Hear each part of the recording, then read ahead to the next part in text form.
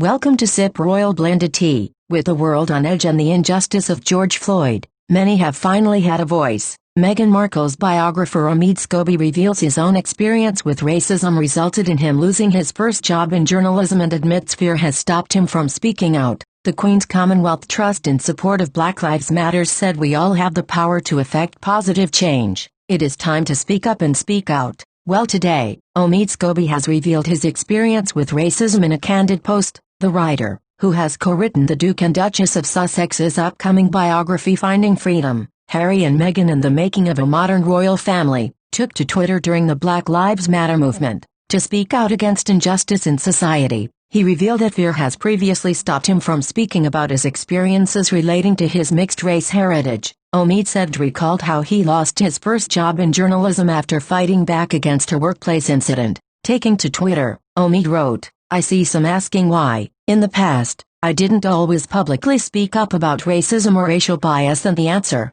quite honestly, is fear. My first job in journalism was also my first experience of racism in the workplace. Worry that, as a 20-year-old mixed-race guy, taking on an older white person of power would probably mean the end of my job. I sat on the incident for a few months before mustering up the courage to present the issue to HR." He continued, "Unfortunately, my complaint was met with poor excuses, a lack of empathy, and me having to leave. I felt small, ashamed, and convinced my journalism career was over before I'd even attended my university graduation ceremony. Of course, the racist in question had no such worries." Today, Meghan, the Duchess of Sussex, gives emotional address to her former high school. "George Floyd's life mattered," she said, "that I know you know that Black Lives Matters." Welcome to Sip. On saying a few words to you for your graduation.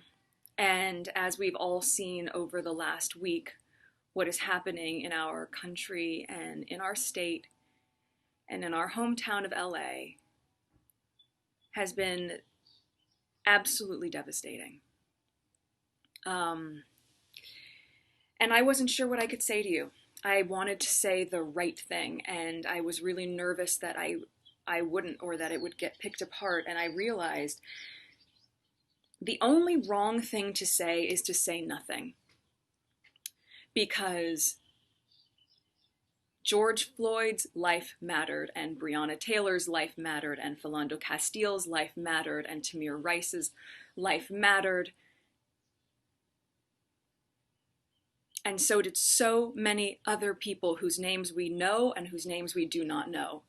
Stephon Clark, his life mattered.